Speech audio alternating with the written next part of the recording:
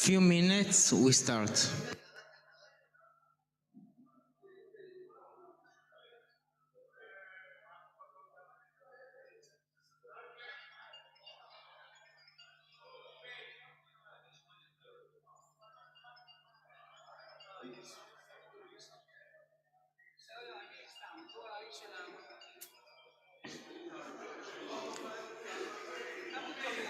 Hi, and few minutes we start.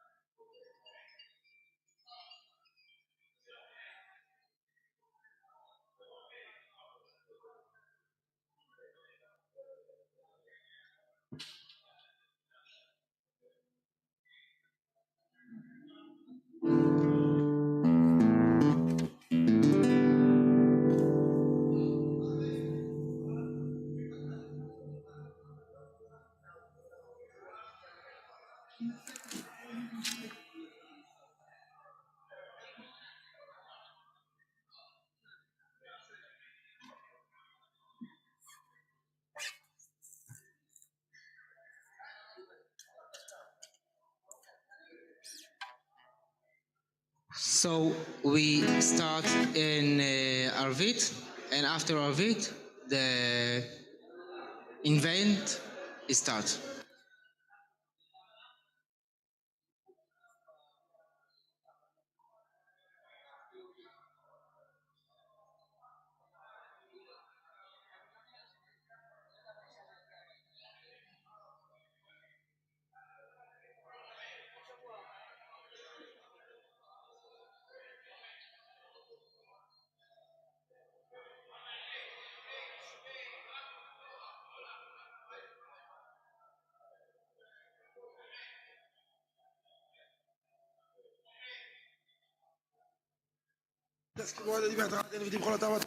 אלו נכון שלמה רבה חן אבחי זבח חן חן מוזונו אביך פוקל מקדם ועוד בשמעיה ואמרו אמן יש למה רבה משמע אבחי טוב מלך כל ישראל ואמרו אמן עשה שלום ואמרו מה ושם מלך כל ישראל ואמרו אמן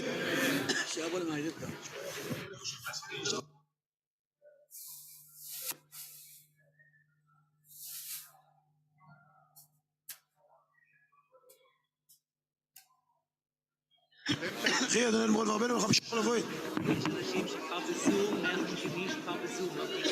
150 ממתינים. חוץ מזה לא ירגישו שם, אם זה יהיה פה. עוד כמה דקות, מתי זמן? ב-56-41. לא יודע מה זה. לא יודע.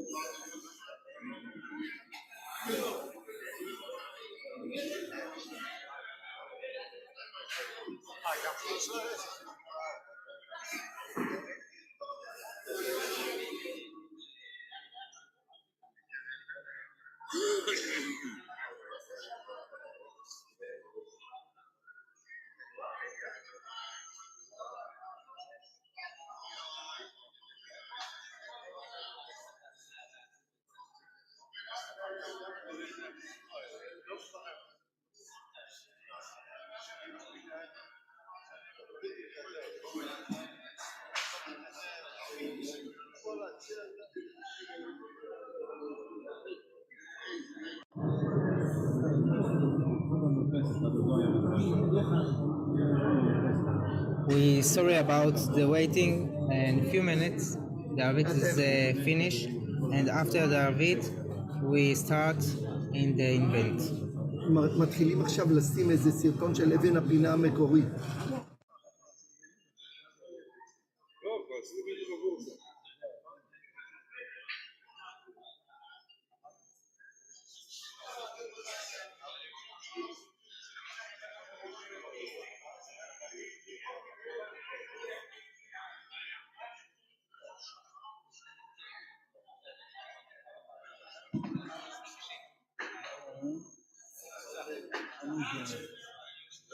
הם יודעים הכל.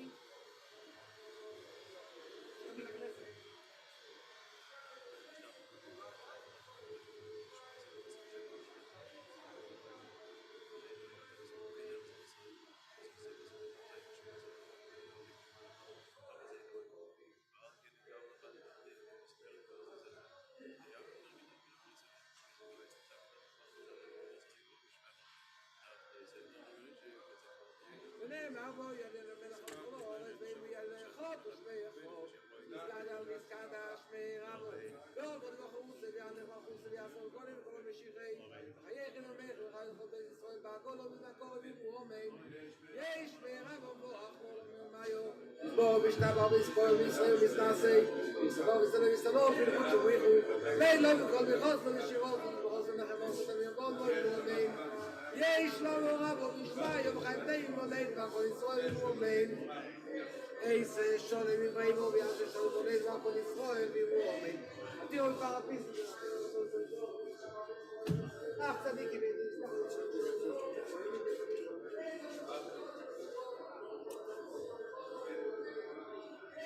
מה חשיד עשו מה עשו רואי ובין רואי ובין רואי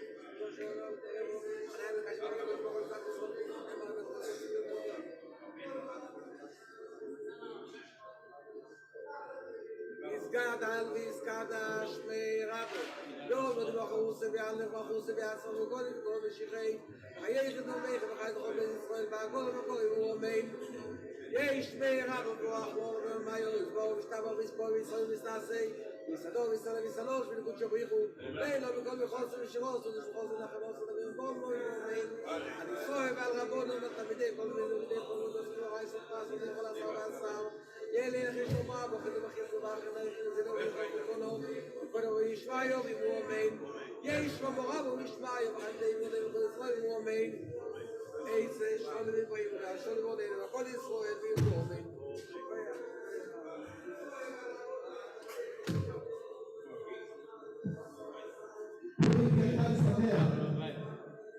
יש עכשיו אירוע לרגל 32 שנה לערב הפינה לארמון ויתארגן ברגע האחרון אבל זה בזום עם ארצות אחרות והרבה אנשים נמצאים איתנו עומדים להקרין את החלקים מאבן הפינה המקומי שהיה לפני ל"ב שנים אז כל קהל מוזמן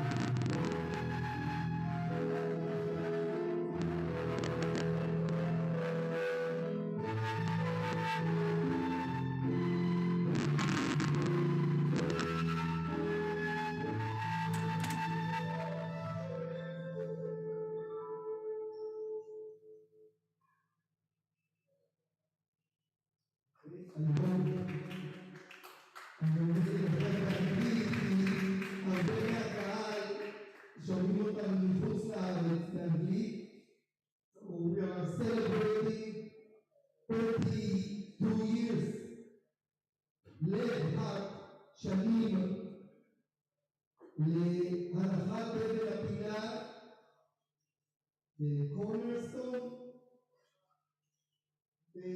of the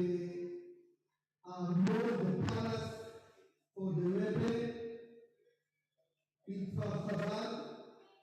When they mentioned Rabbi Rebbe to the Rebbe that he wants to build a home for the Rebbe in Chabad, so he said a house, a palace. So then immediately Zushe wanted to know when to do it. The Rebbe said, but not yet. And they waited years and years, and finally the Rebbe gave, I don't want to say the whole thing because there are speakers that are going to talk about it, but finally the Rebbe gave the okay to make להנחת אבן הפינה in בכפר, and it was exactly 32 years from tonight. So it's a big thing to celebrate. I think it's connected to the לעולם. It's not only what I think, but there are stages for the לעולם. And we all know about אדוננו שבבבל, that בית המקדש will be discovered, and the קדושה, the holiness, will dwell in 770 in בית אדוננו שבבבל, in Carmite, and then the קדושה will come to ארץ ישראל, to בית המקדש. And all of that is a process for מלך המשיח to come to ארץ ישראל and to redeem the whole world. So the fact that the Rebbe agreed, and not only agreed to build a house, a home for him here in Eretz Israel in Chabad, but he called it a palace. No one else could dare to say a palace, but it's the Rebbe's word, the Rebbe's instruction. We have to honor the request and the agreement and the okay that the Rebbe gave to build for him a home, a palace here in בכפר. Play another nigun till everything will be ready, and we will speakers. We have very special speakers here. Dr. వర్בינו from America, from Los Angeles, that we all are listening to him and they are being inspired about Mashiach and Laulam, and he's feeding all of us with energy and inspiration. He's going to speak from there and by the Zoom.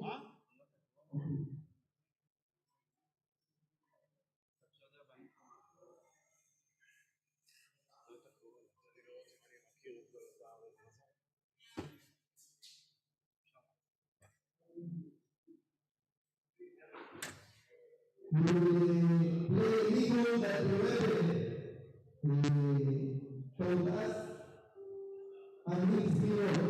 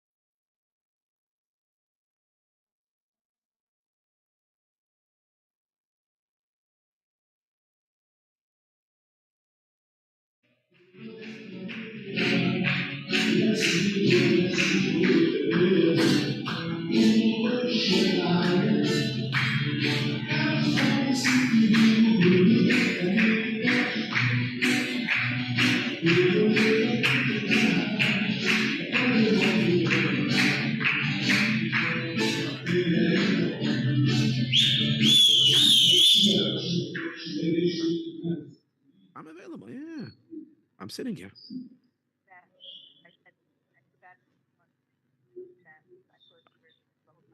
I'm on. I'm seeing. It's okay.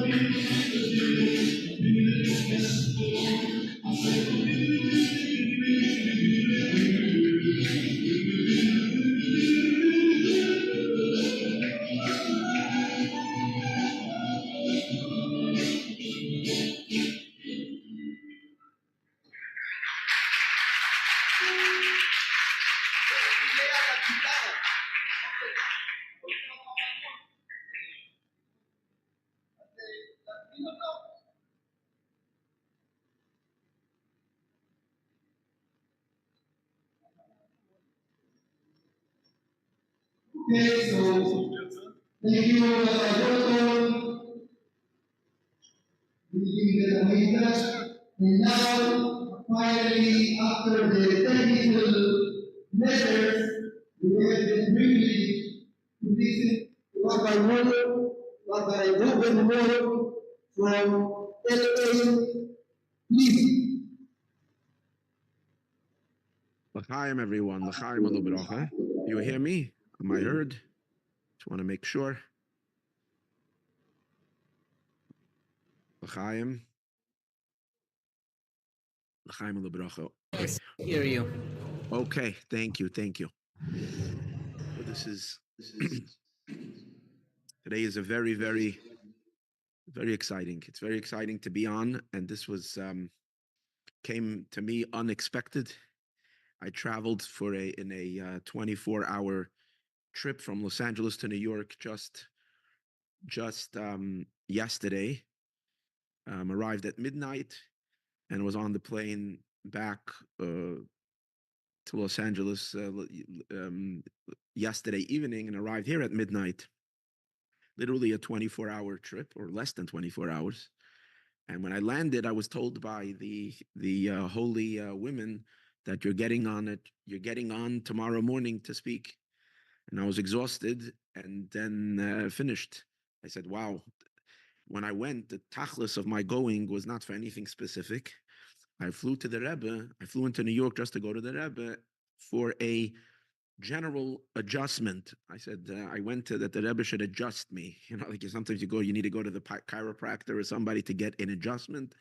I asked to get an adjustment. You know, where and what is my ikra shlichus? What's my ikra avoda? And I was intending, I said, listen, how am I going to know? I go and I davened, I spent hours, and I said, oh, how am I going to know? So I figured the first thing that the Rebbe is going to send the answer, l'makam hashlichus, to the place of the shlichus. That's where I'm going to know what ikar shlichus is. So when I landed, literally, the first thing when I landed over here, and I opened up my phone. I had my phone shut. Sometime today's days you can have Wi-Fi on, but I was so tired. I shut everything. When I landed, I opened up my phone, and there was the correspondence telling me that I'm getting on today's meeting over here, and joining this very, very, very holy gathering over here, which is, we're learning now the Parshas of the Mishkan. So we know that, as it says, that there's 4 Parshas exclusively dealing with the Mishkan. And then there is also Parshas Kisisa as well, which part of it deals with the Mishkan. And the Rebbe asked the question, why do you need so much real estate in the Torah? The Torah, every word is so precious. And so many halachas and mesechtes, entire tractates of Shas are derived from a little extra letter. And here we have an entire Parshias and Parshas just repeating the same story. So the main question is on Parshas Vayakel Pekudei, because Teruma Tetzave is the instructions. But why do you need a whole repetition in Parshas Vayakel Pekudei? And the answer that Rebbe gives is that it's a whole story. It's great when you have things theoretical concepts. They're wonderful. They're great. But it's a whole different story to bring all the theoretical concepts into the concrete, to make it real in the literal reality. And the Eibishter is just as excited, meaning it's almost like it's a surprise lamaila that we can take whatever is theory, even though we have an idea. The idea that we can take our physical material items, and from those physical material items create a Beis Hamikdash to Eibishter is such a wild idea. It's so wacky, if you say. It's so crazy. It's such shtus, as you say. You made it akaf amatze shitim. It's shtus, meaning it doesn't make sense in the mind. And so even just the idea of it is an incredible idea. But when it gets stuck in the idea and it doesn't move on to the reality, and which can happen. So when it came to Vayakel Pekude, and that the people actually did it b'poyel mamish, not just theoretically, this is a simcha gedola she'en kamoyo lamaila, worthy for the Eibishter's attention of 2 Parshias, Vayakel Pekude, just repeating the same information. So this has to come down into reality. So today in the morning, just the illustration of it came so sharply to me. The illustration of making it happen, b'poyel mamish, not theoretically. So there's my wife does exercise, daily exercise. Now, how does she do exercise? You can go online and you get a personal instructor who instructs. There's videos. And she does exercise along with this video. So I was talking to her about my trip, and then she was telling me she's looking for a video to do her daily exercise. So I said to her, I said, no. I said, why do you have to do it? Why can't you just watch it?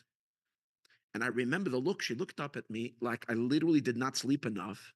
She looked like I fell off the moon. What do you mean, what? Watch it? How is that going to help me if I watch it? If I don't do the exercise, it's garnished. And this is the point. We've been watching and we've been saying, learning Torah and mitzvahs and doing all, but it's all living still in an abstract world. Even after all, because the ultimate reality is to bring the Eibishter's Malchus down into this world, b'poyel mamish, and all that we've been koching in, with the Yechi and with the acceptance of the Malchus and so on and so forth, it's still in a level of abstraction. That's why when you mention to people the Armon is people have like a disconnect.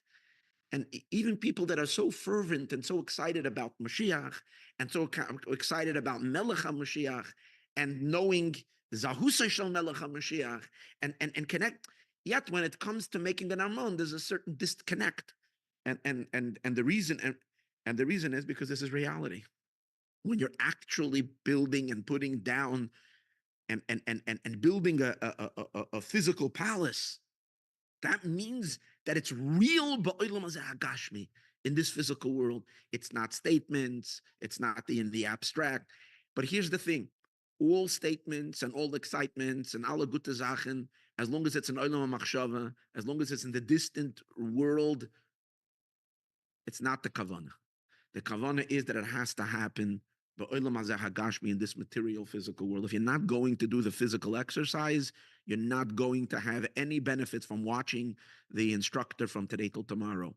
Everything that we've been instructed from Avraham Avinu, who called out Kael Olam, that the Eibishter is the master and the king over the world.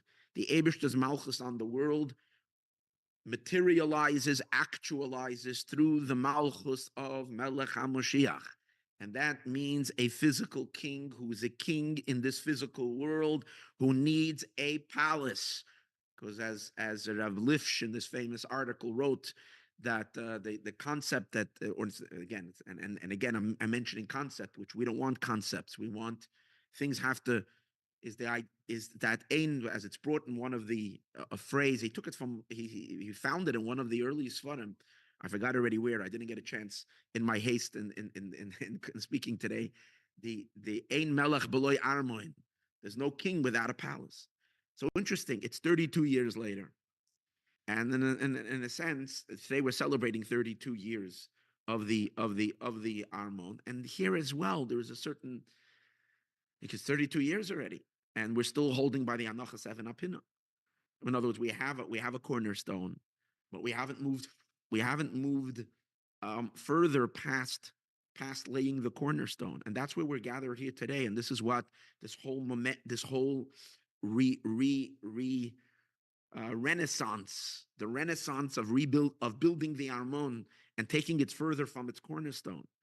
And the heart sometimes, because for Shalom, sometimes it can become very, very heavy in the sense that, listen here, this is a project that the Rebbe initiated, just days before the Chav Zayin Adar. It's like kind of one of the last things the Rebbe did, and the Rebbe gave the green light that this should happen, and somehow something got stuck because it's 32 years later and it didn't get done. But when we think about the very pasuk about Hanacha 7 Apina, which is Even Ma'asu Haboinim, the cornerstone has been rejected by the builders, which we know in general is referring to Malchus Beis David. The entire Malchus Beis David has been always since the beginning of history something that has been rejected by the builders. That means all the machers and all the doers, whether it's the Rabbanim and the Sheshivas and the thinkers and the Sanhedrin, like we see by David HaMelech, the Geoining, Gedoyle Yisrael, it just didn't connect to it. It was kind of the simple people. It was the actors. And there was always like what? David HaMelech, as we learned the history of David HaMelech's Malchus. So we find that there was a Even Ma'asu Aboinim, which the Medrash darshans on David HaMelech himself. And therefore we find that whenever it comes to the next stage of moving Malchus Beis David to its next stage, there is again an Even Ma'asu Aboinim. The builders have rejected it, including this final project where you have Lubavitch and you have all the people that are excited about the Rebbe's Malchus. Yet when it comes to this final Inyan, there is a resistance. There is a Helam V'Hester. There's some kind of an obstacle, not that stands in the way. But this Chas v'Shalom shouldn't in any way dishearten us, because to know Kach Hua Inyan Azoy is Istaka. This is the way it always works.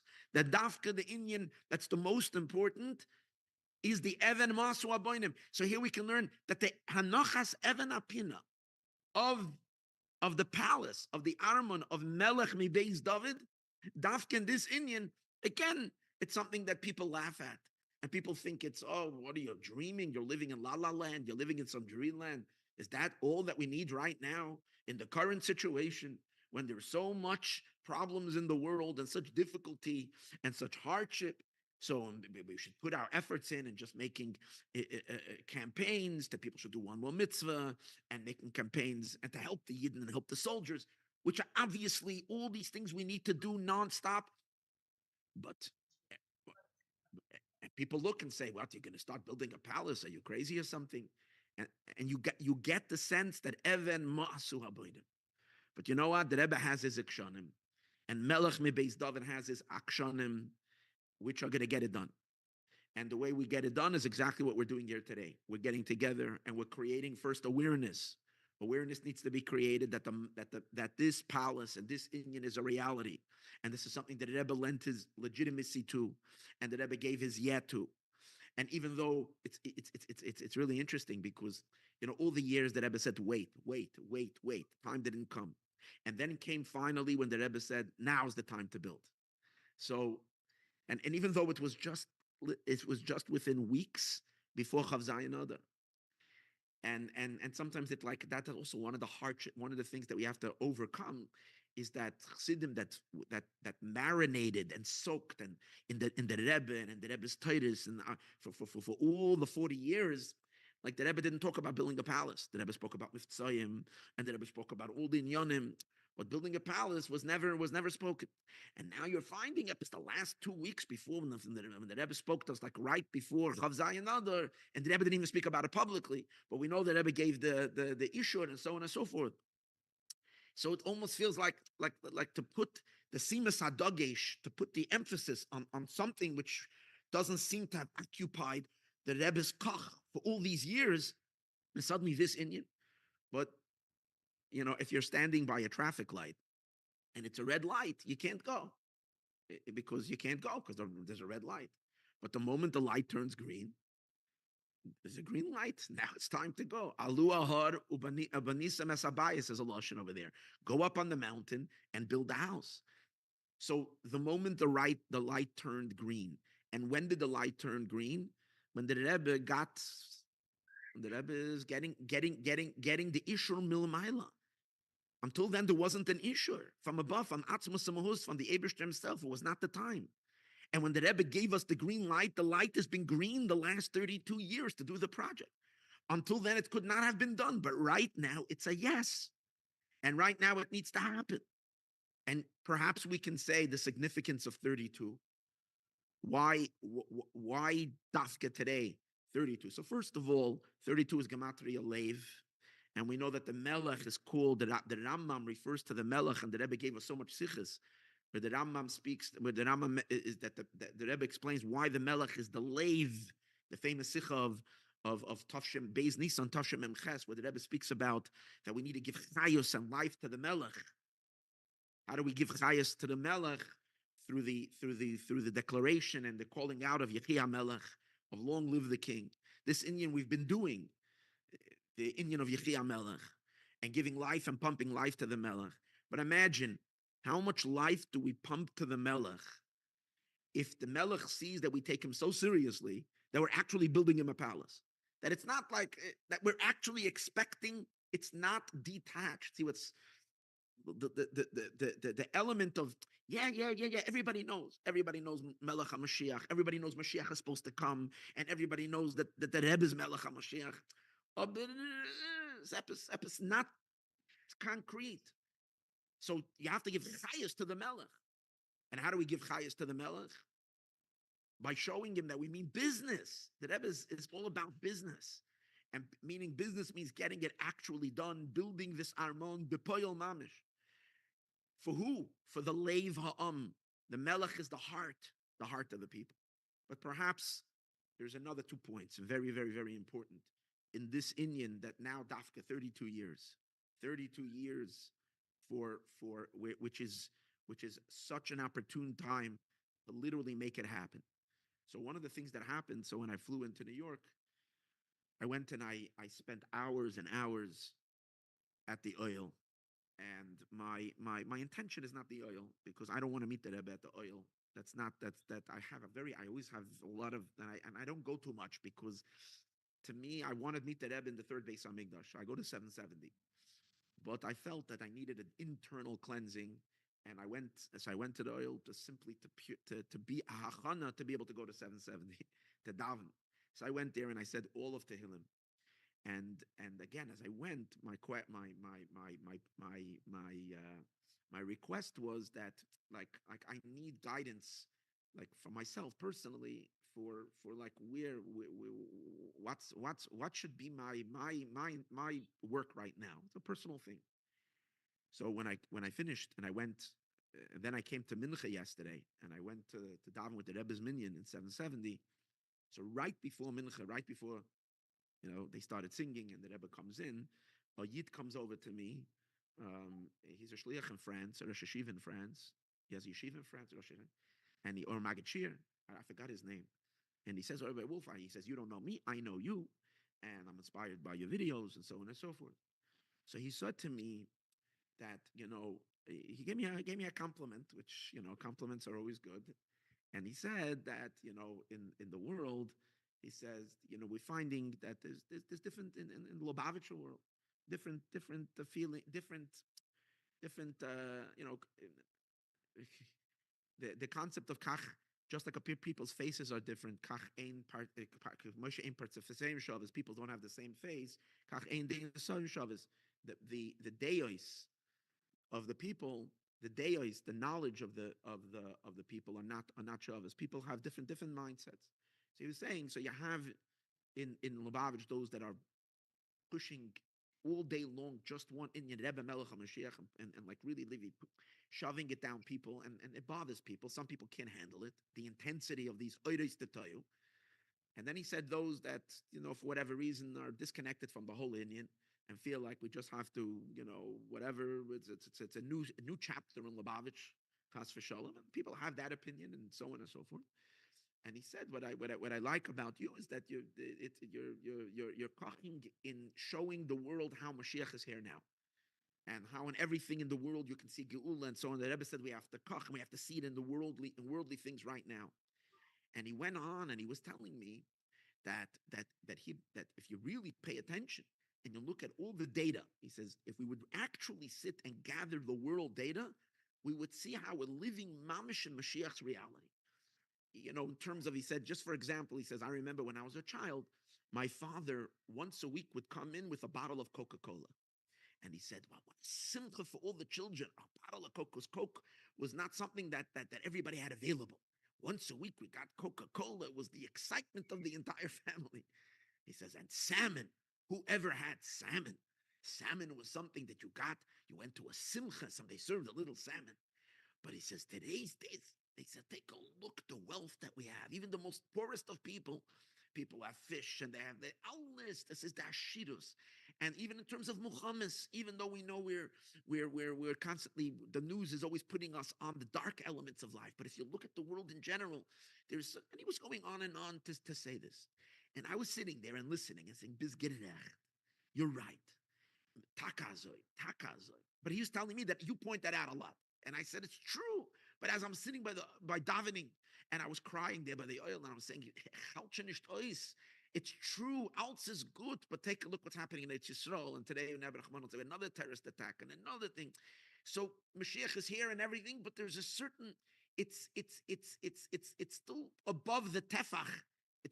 I would say it's no more l'mayla ma'asar tvachim. It's below asar tvachim, but it needs to get into the last 3 tvachim. It has to happen in the concrete, in the reality, down here lamata.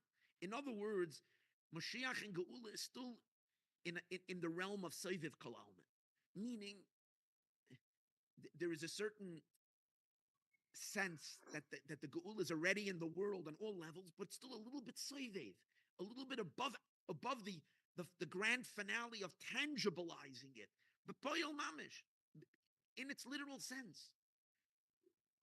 And that's where we're here today. It's to take it from the Soivev into the Mamala Kalalman. That means it has to become reality, as real as the material elements of Olam Hazeh Hagashmi. No. So how does things come from Soivev to the Mamala? Here is where 32 is an interesting number, because 32 is the concept of the Lamed Beis Nesivos Chachma, 32 pathways. The whole channeling of Inyanim from an abstract Soivevdig state into Kalim, into vessels, begins with the 32 Nesivos Chachma. In other words, pathways, drawing it down. And in Chassidus it explains that the 32 Nesivos Chachma are the Eser Sfiras. 32 Nesivos Chachma are the Eser Sfiras. And in addition to the Eser Sfiras, the 22 letters of the Aleph Beis. So what are the 10 Sfiras and what are the 22 letters of the Aleph Beis? It's what's taking things down into Kalim, into the Poyel Mamishtig state. Now we are in the state where 32 years since the Rebbe put the Anochas Even Hapina, now we realize that abstract Mashiach is not good enough. Mashiach has to happen b'poyel mamish. And to last and final thought, why this could be and should be something that in our minds to actually bring Mashiach, and talking about this Armon HaMelech, this palace of the king. So here, this since October 7th, since Shmini Atzeres this year, what happened is that it became clear on a poil mamish diga level that the governments and the government in Eretz Yisrael, which was a system of governance that the poil mamish is governing in Eretz Yisrael, whether Awad Abayim didn't initially the whole concept of having a non-Torah and mitzvahs government and having a non-government memshala in Eretz Yisrael is not to the approval of Torah and mitzvahs. However, there is a certain legitimacy to it in the sense that the Poyal Mamish had happened, and every country and every place needs to have if there's no memshala, if there's no governorship, as we say in Pirkei Avos, then people would swallow each other. In other words, the Eibishter created the world with a system that there needs to be a government. There needs to be a kind of a system which keeps civilization together. Now we know that the ultimate governorship, the Marba HaMisra, is going to be the governorship of Melech HaMashiach. But for the last few hundred years, the concept of monarchy has ended. Now, there used to be kings, which in a sense reflected more the reflection of the Malchus of Malchus Beis David.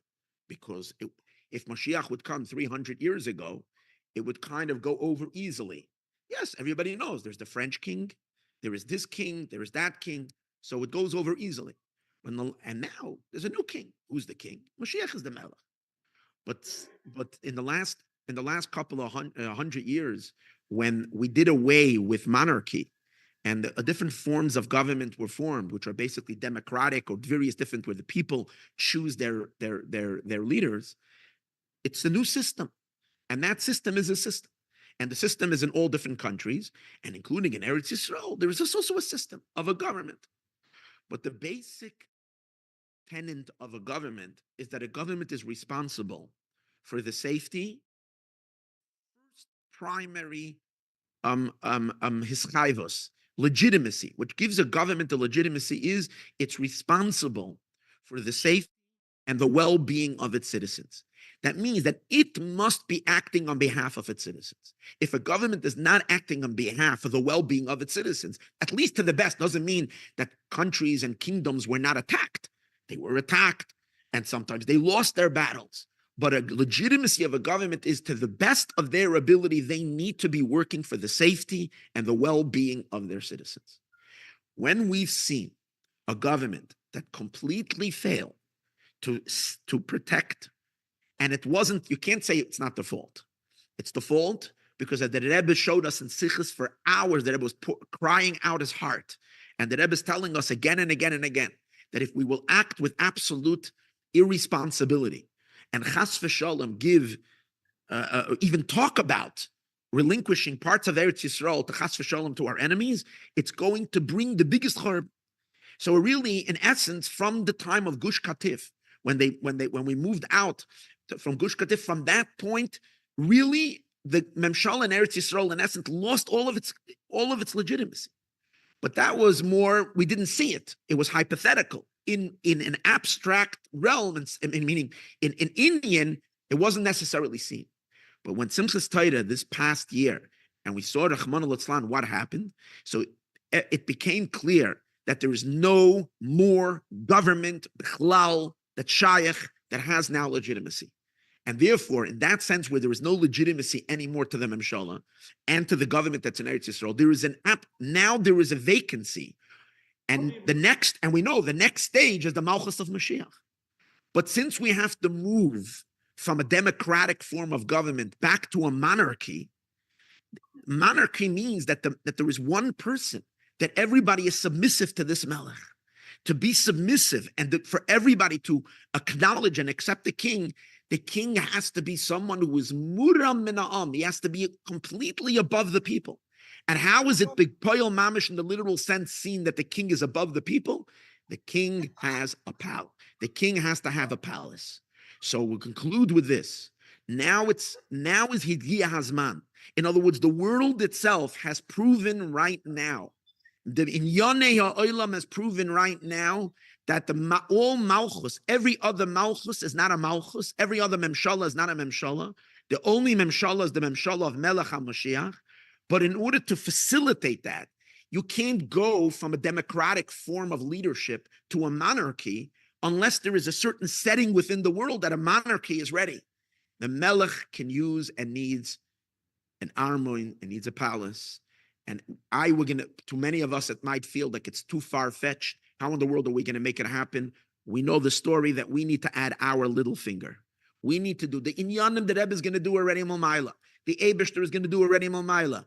What we need to do on our end is add our little finger. And when we will add our finger, the little bit that we will do, the Eibishter will give incredible siyata d'shmaya, and it's going to happen. Now that it's 32, and it's the time of the malchus, of the lave of the Jewish people to be, the melech ha'am, which is the lave of the people, to be nizgala, and we should all conclude with a deep and heartfelt Yechia Adonenu, Mורנו ורבינו, melech המשיח לעולם ועד. The palace of the Rebbe should be built today. L'chaim u'lebracha.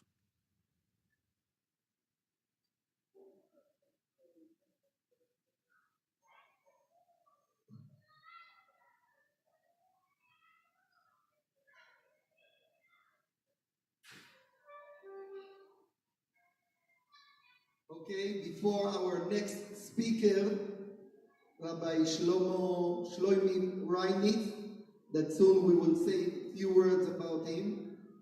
So we will have a small musical break.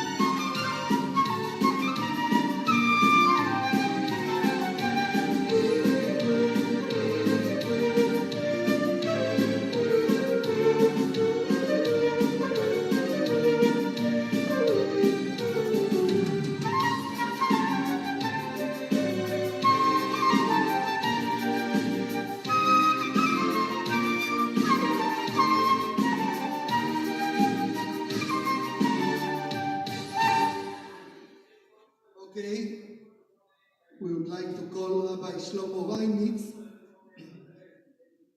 The whole subject of the palace is already for many years. We are talking about it and having gatherings about it, but wasn't someone that made sure that the public will realize that the thing of the Armon is not connected only to Mashiachistim. It's something that the Rebbe gave us,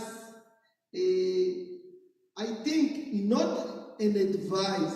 It's a hora'ah from the Rebbe. So, and since then, we are talking and really krachting and doing things. Came one person, Rabbi Shlomo Reinitz, that decided that he is going now to do a work to make all of this subject familiar to people. People don't know about it as much as we know that the Rebbe said it. The Rebbe spoke about the Hapiina, the cornerstone event, and the Rebbe wanted to know who was there and what everyone said. The Rebbe was involved with every detail about it, but people don't know about it. They think it's a spiritual thing. So anyways, so Shlomi Reinitz that had a lot of special work in chinuch, in education, and he also one of the founders of the Cheder HaChasidi here in Kfar Chabad. He got into this subject, and already we start to see results. So Rabbi Shlomi Reinitz, he will speak in Hebrew.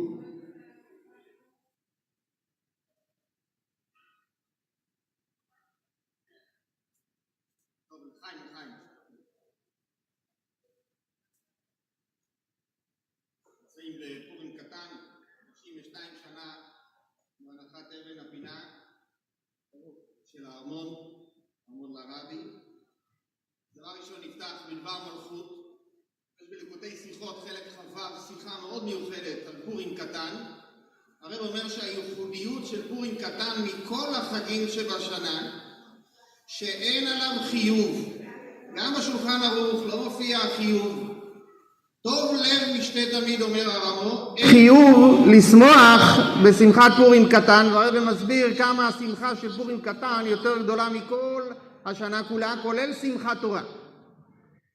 כי ביום טוב של סוכות התורה מצווה אותנו לשמוח, אז אנחנו שמחים ושמחת בחגך. בשמחת בית השואבה זה מדברי חכמים, ערבים דברי סופרים, אנחנו שמחים עוד יותר. אבל עדיין זה לא שייך לכל עם ישראל. בבית המקדש רוב האנשים היו צופים בצדיקים שהיו שמחים. מגיע שמחת תורה, זה שמחה הכי עוצמתית והכי גדולה ששייכת לכל אחד מעם ישראל. למה הדירוג הוא הפוך? הרי השמחה ביום טוב זה מדאורייתא, וזה מדרבנן, זה רק העניין של שמחת בית השואבה. ומגיע שמחת תורה זה רק מנהג, זה בדיוק העניין. כי כשלא מצווים על השמחה, אז השמחה היא מגיעה ממקום עמוק יותר. לא מחכה היהודי שיצוו אותו, הוא מבין לבד שהוא צריך לשמוח. וככה זה הדירוג, מגיע שמחת תורה, זה השמחה הכי גדולה. הרב מוכיח בשיחה ואומר מדברי הרמו, שפורים קטן עניינו השמחה הכי עמוקה שקיימת בלוח השנה. כי אנחנו לא מצווים, ואנחנו עושים את זה. זה מעומק האהבה שלנו לקדוש ברוך הוא, זה שמחה פנימית של יהודי.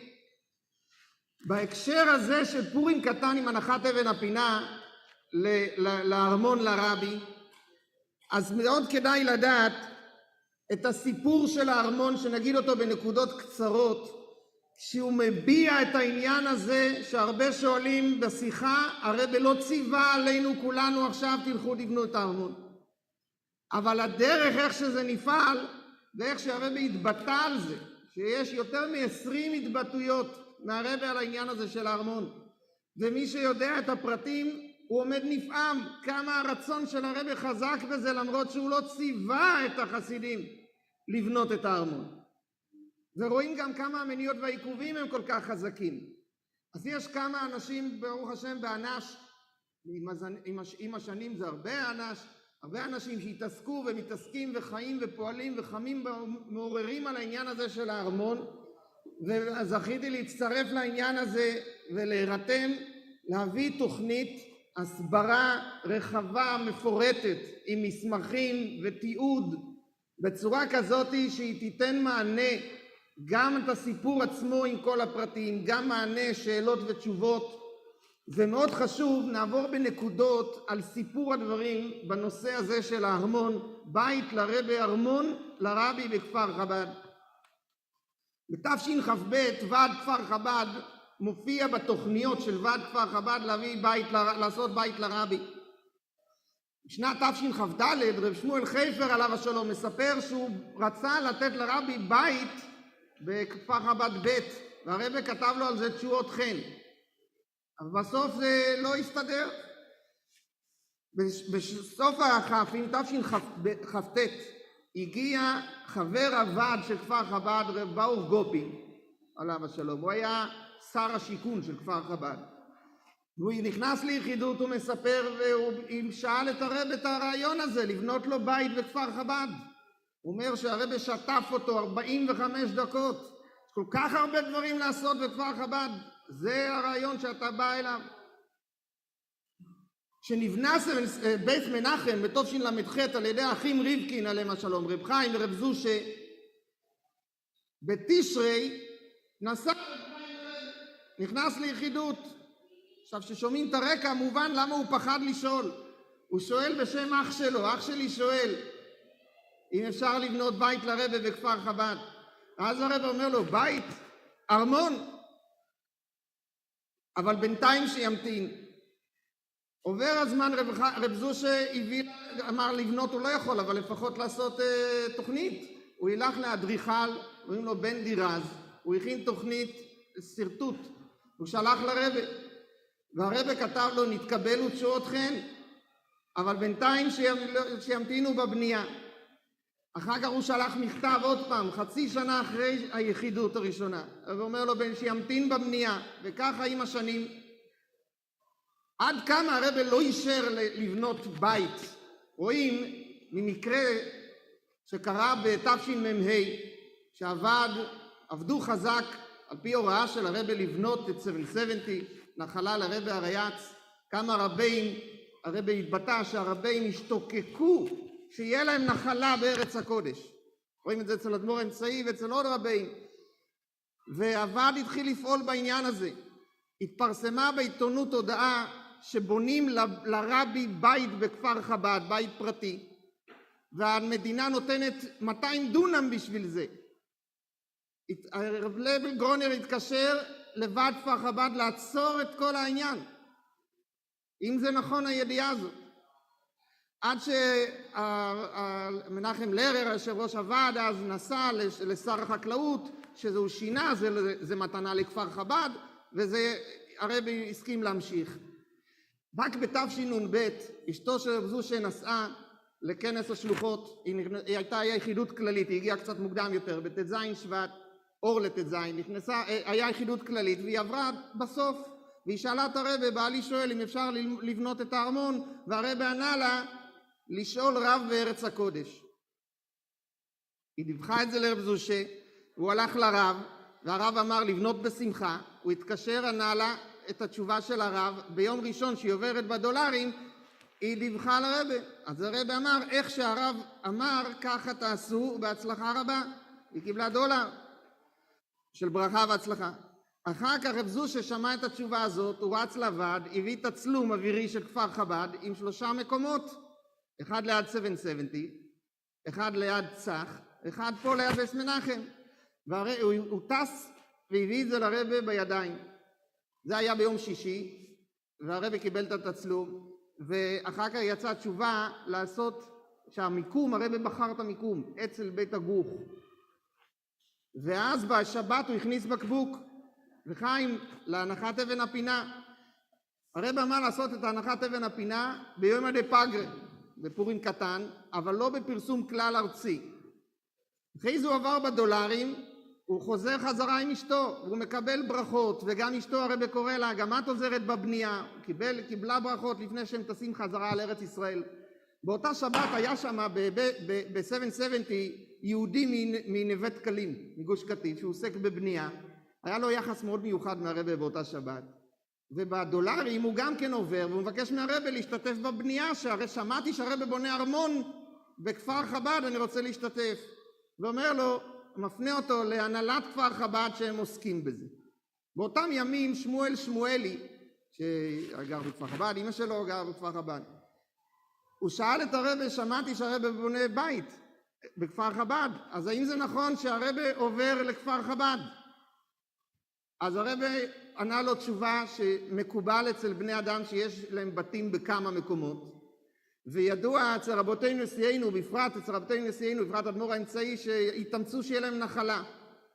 זו התשובה שיצאה לו, זאת אומרת שהרבי נתן לו. תבין מה שזה, לא יותר מזה.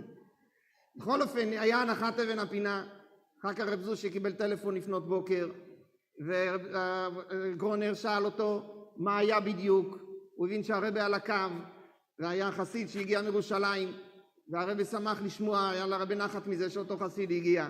אגב, לא פרסמו, הוא הגיע עם מונית ספיישל, לא יודע איך הוא הגיע. בפועל, אחר כך, הרב זושה הלך והשיג תוכנית של אדריכל מזאב מרגנית, והוא שלח את זה לרבי. את התוכנית הזאת היא גם היה איתה מופת מאוד מופלא, שהאדריכל אמר לרב זושה, זה ייקח הרבה זמן לעשות, אל תלחץ, תתכונן. למחרת בבוקר הוא מתקשר אליו ואומר לו, זה מוכן. ישבתי, היד שלי כתבה, אבל זה פלא פלאים, מוכן התוכנית, בוא תיקח את זה. הוא לקח והוא נסע לרבי להביא את התוכנית הזאת. הרבי כתב במענה, גרונר כתב את המענה, שהרבי נתן הסכמתו או ברכתו. הוא שאל אם הציבור יכולים להשתתף, אז באותו מענה היה כתוב שיכולים לקבל השתתפות מהציבור. וגם הוא שאל רב זושה על הדולרים שהוא קיבל בתשל"ח על בייס מנחם, הרבי הוציא $1,200 ועוד 600 שהוא קיבל לפני זה, אז היו אנשים שחתמו לרבי על מכתב, אז הם קיבלו את זה. ונשאר לו דולרים, הרבי אמר לו שהוא יכול להשתמש עם זה עכשיו לארמון, אבל שימכור את זה בסכום גדול. זאת אומרת, שנחשפים לסיפור, לכל פרטי הסיפור, רואים שהרבי מאוד רוצה את הנחלה הזאת בארץ הקודש. הרבי הגדיר את זה ארמון, ואחר כך בשאלות ששואלים את הרבי בקשר לארמון, אז על זה הרבי עונה את התשובות. זאת אומרת שיש פה דברים שמדויקים, וצריך את התוכנית הזאת להביא באופן של הסברה עם כל הפרטים, אורות בכלים, כמו שהדבר מלכוס של השבוע, העניין של הקטורת, זה אורות גבוהים, אבל יש שזה מאיר לכל העולם. צריך לקחת את האורות הגבוהים ולהפיץ אותם, אבל להפיץ אותם לעולם, לא רק שישאר בתוך בית המקדש עם אורות גבוהים.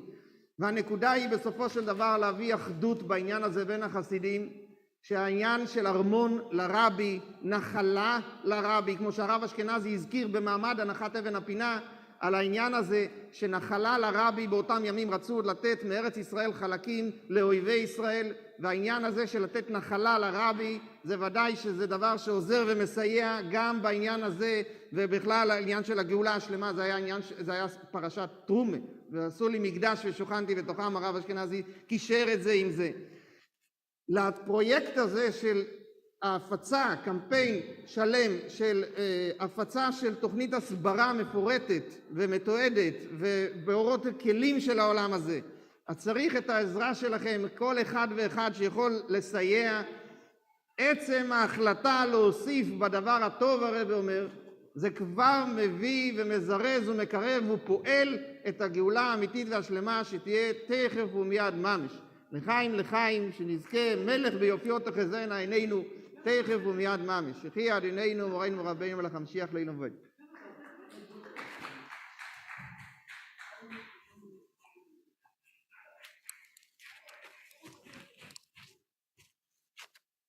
Thank you very much, Rabbi Shlomi Reinitz.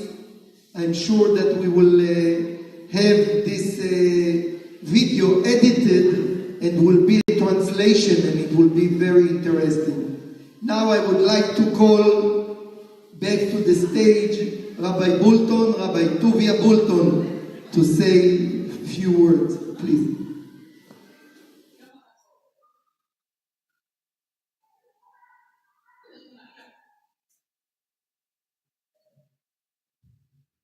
תודה, ערב טוב. אני אגיד רק את הדעה שלי. בדעה, אוקיי. I'll say what I think. The Armon is something that the Rebbe wants to be built, and he wants it to be built for him. And it should be a thing that we want, and it should be built by everyone.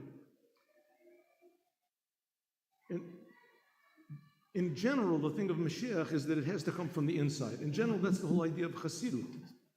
It's Pinimiyut, it comes from inside of us. I think everybody knows the mimer of the Rebbe. Why do we light the lights of Hanukkah outside? Because the whole goal of Mashiach is expressed in the lights of Hanukkah, that the light will come from the outside. In other words, everyone will feel themselves, from themselves, not because the Rebbe says it or because everyone will feel Mesirut Nefesh on their own to do what the Rebbe wants. Not just when we're in a certain situation or with our friends or with it. So in other words, what it means is that somehow or other we have to respect everybody. Because everybody essentially wants, every Jew wants Mashiach, and everyone wants what the Mashiach wants, and the Rebbe is the Mashiach. But everybody wants it in a different way. That requires respect. I think it's well known that the pupils of Rabbi Akiva, they died because they didn't give kavod. Kavod is almost like the opposite of love. Love means you appreciate the other person, and kavod means you don't appreciate the other person. He doesn't do anything that really finds favor in your eyes, but you give him place. You stand back and you give kavod. So I'd like to tell a story, and I think that this is the answer to the Armon. The Armon, I think, is a thing that has to be built for the Rebbe. Not to be built for the Mashiach or be built for any other purpose, but to be built for the Rebbe. And the Rebbe will decide on his own. And I think there's a story that maybe demonstrates this, what I think our attitude should be to one another. What it means to give kavod to each other. And that the Armon will be a sign of that unity, that everyone will respect the fact that everyone is different and that everyone in the inside wants Mashiach in their own way.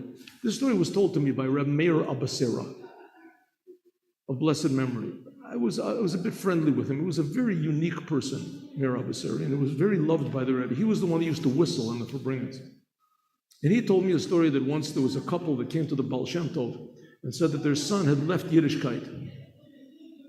And they didn't know what to do. And in a way, they were sort of glad that he was not in the house because he was a very troublesome young man, and he always had to have attention and always had to have things in his way, and he had his way, and he had a bad temper.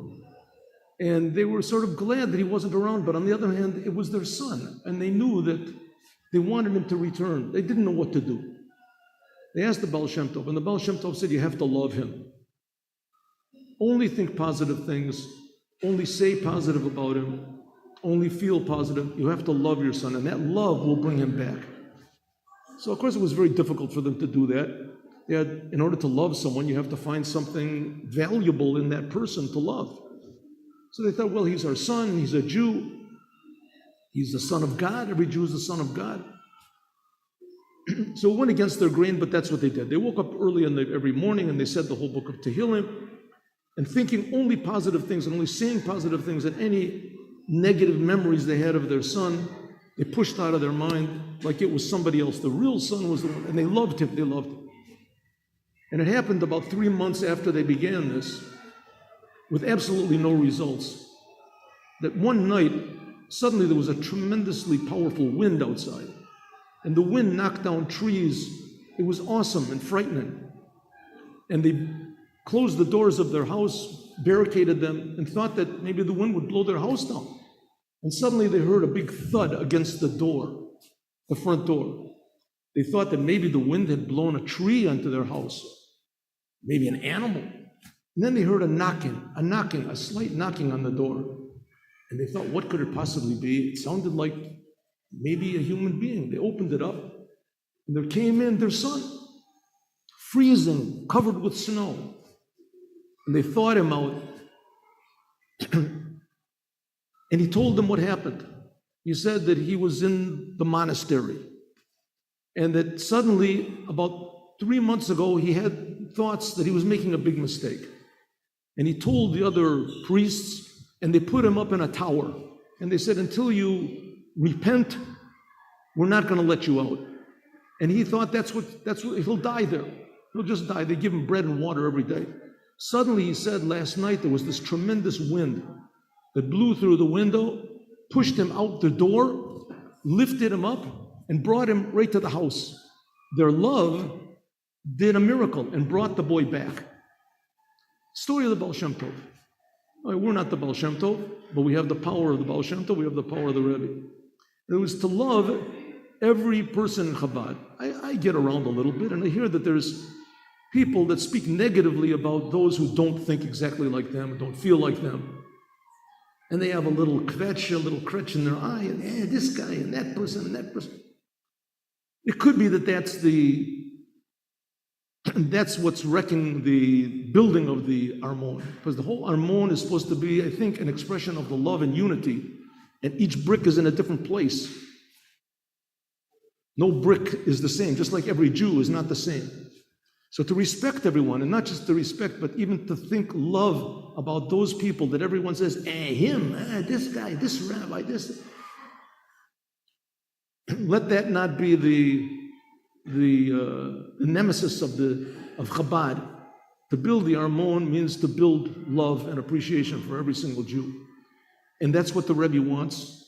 And I think that's the example, and I'll want to finish just by saying that my wife has a friend, and my wife gives lectures, and she said one of her friends came up to her, a Chabad woman, and she said that she wants to tell my wife something, that every morning she stands in front of the picture of the Rebbe, and she looks at the Rebbe's picture, and she says, Hareini mekabel alai mitzvah saseh shel ve'ahavta l'orecha kamocha, like you. Just like you love every Jew, I accept on myself to try to love every Jew.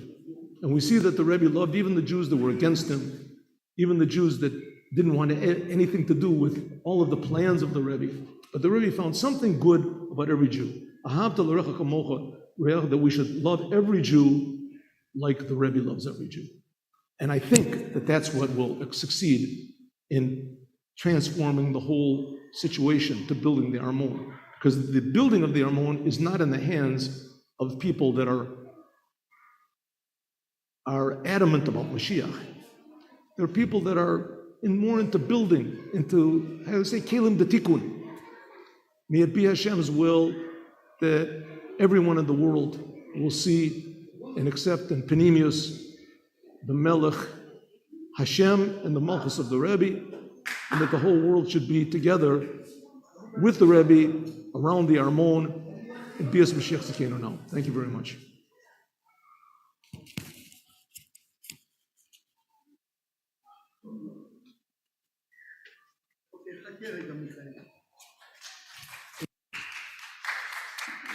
תודה. Thank you very much, Rabbi Bulton. We have you all the time here, but at least the world has a chance to have a little bit of that depth and sweetness. We have now something very special. We are talking about 32 years since the cornerstone, Even Apina, and the MC at that event was a young guy, very special, energetic guy. When you will be able to see the video, you will see him. And we happen to have him here, over here, and he's going to tell us a few words. Rabbi Israel Shechna Dubruskin, he is the one that was the MC of the original Even Apina 32 years ago. Rabbi Dubruskin, please.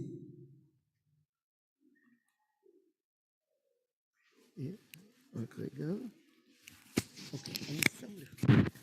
בסדר.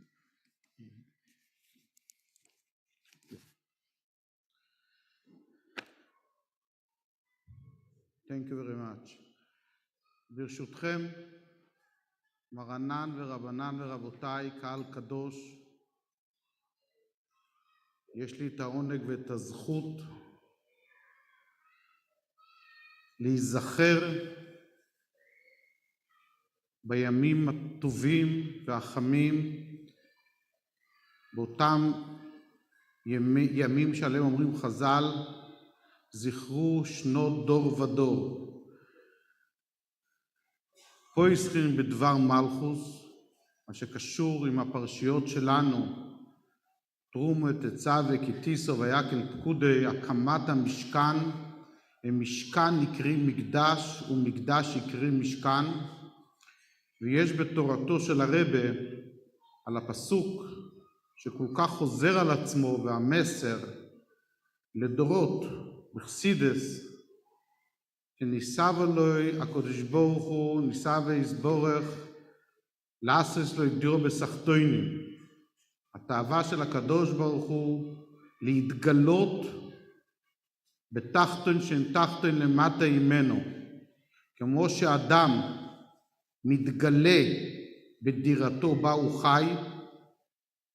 הרי שאדם הולך לחתונה, לאירוע, נמצא בין אנשים, הוא משתדל להתנהג יפה, להתלבש במיטבו, לחייך לכולם, לא לעשות בושות, אבל בביתו הוא יכול ללכת, אולי אפילו בלי בגדים, בהתגלות לגמרי, שם הוא צורח, שם הוא כועס, שם הוא צועק, שם הוא מדבר ככל אשר ליבו יחפץ, שם מתגלה האדם כמות שהוא. נתבע הקדוש ברוך הוא להיות לו יתברך דירה בתחתונים, להתגלות למטה בדירה בתחתונים, גם בחפצה וגם בזמן וגם בנפש, בתחתון שאין תחתון למטה ממנו. הקדוש ברוך הוא מתהווה להתגלות פה למטה כמו שהוא למעלה.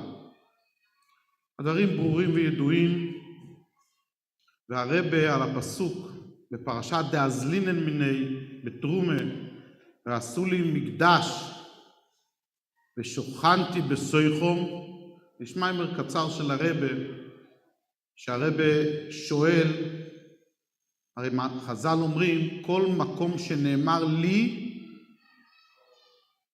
אינו בטל לעולם, לא בעולם הזה ולא בעולם הבא. ועשו לי מקדש ושוכנתי בסויחום, בסויחום לא נאמר לה בסויחום, בסויח כל אחד ואחד, ועשו לי. אז היינו זז לעולם, וכי לא היה תזוזה מהמשכן למקדש, והמשכן גופה הרי, זז המשכן מהמדבר לשילה, לגבעון, לכל המקומות שהלכה השכינה וגלתה ממקום למקום, ובמדבר היה המשכן מעצי שיטים, ובהמשך היו מקומות שכבר היו גם קירות, ובוודאי שהיה תזוזה ממקום למקום, ובמשכן גופה, ואחר כך היה תזוזה שהקדוש ברוך הוא נתן הוראה לדוד המלך ושלמה בנו בנה, שדרגו את המשכן למקדש, ומשכן נקרא מקדש ומקדש נקרא משכן. וכולנו יודעים שמקדש ראשון לא היה אופייביק, לא היה לעולם. אחרי 410 שנים נחרב בית מקדש, ואחרי 70 שנות גלות בנו בית מקדש שני, וגדול יהיה כבוד הבית האחרון מן הראשון, ועמד על תילו 420 שנה, גם הוא נחרב. היו בו שינויים, כמו שידוע שלא זכרו עולי הגולה איך לעשות, האם 10 אמות של הקודש הם היו נטו או היו ברוטו, ולכן עשו כפול את המידות וגם בגובה, ולכן הייתה פרוכת ולא היה קיר, כי לא היה קיר שבלי חיזוקים יצליח להיות בגובה של המקדש השני. אז היו שינויים וזז. אז זה חז"ל אומרים כל מוקוים שנאמר לי אינו זוז לעולם. לא רק שזז ויש שינויים בין משכן למקדש ומקדש ראשון למקדש שני, אלא חרב ובטל לגמרי. אז הרב שואל, לאור מאמר חז"ל, אינו זוז לעולם, איך מסתדר עם המציאות והעובדות? אז הרב מביא מיימר של הרב הצמח צדק, שהרב הצמח צדק מסביר ואומר, ירושלים הבנויה כעיר שחוברה לה יחדיו, על הפסוק, שירושלים של מטה מחוברת כנגד ירושלים של מעלה, ומירושלים של מעלה אינו זז לעולם. הצמח צדק מביא הסבר נוסף. למה? אז הרב מסביר למה הצמח צדק מביא הסבר נוסף. כי הצמח צדק היה קשה לו, שהקדוש ברוך הוא אומר למשה רבינו במדבר, ועשו לי מקדש ושכנתי בסויכו. אז מה הוא מדבר? על מקדש של למעלה? על ירושלים של מעלה? הוא מדבר על ירושלים של מטה, שבגשמיס יבנו משכן עם י"ג תסבור דבורים, זהב, כסף ונחושת, תכלת וארגמן וכל מה שמנוי בפסוקים. אז היות הקדוש ברוך הוא התכוון שבגשמיס יעשו משכן ולא ברוחניאס, אז גם אינו זוז לעולם היה צריך להיות בגשמיס, ולא לבוא ולתרץ לך, תשמע למעלה בשמיים ירושלים של מעלה שמכוונת כנגד ירושלים של מטה, משם אינו זוז לעולם. אז מסביר הרב שיהודה צמח צדק היה קשה לו השאלה הזאת, לכן הוא הביא הסבר נוסף. שההסבר הנוסף אומר, כפי שהרב מעריך בקונטרס בסבובל ורבינו שבבובל, שהכוונה שאינו זוז לעולם מבתי ואלם למקדש מעט בארצות אשר באו שם, שכל בית מדרש וכל בית כנסת שם אינו זוז לעולם בגשמיס. והרב לא עוזב את השאלה, הוא אומר, אוקיי, הבנו שגם בגשמיס אינו זוז לעולם, אבל זה הפירוש ועושו למקדש שאינו זז לעולם. אתה משווה בית כנסת, בית מדרש, בית מקדש מעט לבית המקדש שעמד על תילו בירושלים? זז. מה, אנחנו מספרים לעצמנו סיפורים שבית המקדש לא זז? זז ונחרב. והיום כל בית כנסת, כל בית מדרש, כל חיידר, כל תלמוד תורה, כל ישיבה, כל כולל, כל מקום שיושבים ולומדים תורה ומפיצים את תורתו של אלוקים, וכמוסו יסבורך, אז משם היינו זוז לעולם, וזה נקרא בית מקדש מעט. לכן הרב מהפכן, הרב מגלה לנו הברקה, שאחרי שהרב אומר, איך אף אחד לא תפס את זה. אבל זה בתורתו של הרב רואים הרבה, שלפעמים השאלה של הרב זה שאלה של ילד קטן, בין 5 למקרא, שכל אחד פוחד לשאול את זה אולי, משהו כזה שזה מול העיניים השאלה, והרב מחדד את הדברים, ופתאום הרב מוציא תשובה שהיית צריך לראות את זה אולי בכוחות עצמך. ואחרי שהרב ממשיך את זה לעולם, זה מתיישב בשכל של כל אחד ואחס. אז הרב אומר, זה שחז"ל אמרו, בכל מקום שנאמר לי, אינו זז לעולם, לא בעולם הזה ולא בעולם הבא, אז איך נקרא את הפסוק? ועשו לי מקדש ושוכנתי בסויכו. זאת אומרת שהשוכנתי בסויכו בגולוי צריך להיות שאינו זז לעולם. שהלי הולך על המשך הפסוק, ועשו לי מקדש, שהמקדש אינו זז לעולם. רב אומר לא, הלי הולך על התחלת הפסוק, ועשו, על התיבה ועשו. אם אתה עושה לקדוש ברוך הוא משהו, לי אינו זז לעולם. תמיד שיהודי עושה לקדוש דירו לו יסבור וסחטוינים. אתה עושה את זה בעבודה בנפש האדם, אתה עושה את זה בגשמי, אתה בונה ספסל לבית הכנסת לשבת ללמוד תורה, אתה בונה בימה לספר תורה, אתה בונה היכל, אתה בונה שולחן, אתה בונה סטנדר ללמוד, אתה בונה ארון ספרים, אתה בונה בית כנסת, בית מדרש, ישיבה, חיידר, כולל, סמינר, בית ספר לבנות שישוב וילמדו תורה. משם לא זז. כל עשייה, וככה במשך רצף כל הדוד. ועושו לי, אם אתה עושה, משם אינו זוז. מכאן הרבי מעריך מאוד בקונטרס בייס רבינו שבבובל, שכל אחד ואחד צריך תמיד ילכו מחיל אל חיל בעשייה שלו, ומשם אלוקים לא זז. ושם יש השרועס השכינה. הדברים גם אמורים כלפי בניית הארמון למלך המשיח. כבר כתבו על זה וכבר אמרו על זה, שהרבי הסכים, לא רק שהתרצה, לבני ביתו של זושה, רבקה עליו השלום, שלא רק יבנו לו בית בכפר חב"ד, אלא שיבנו לו ארמון, שיבנו ארמון למלך המשיח.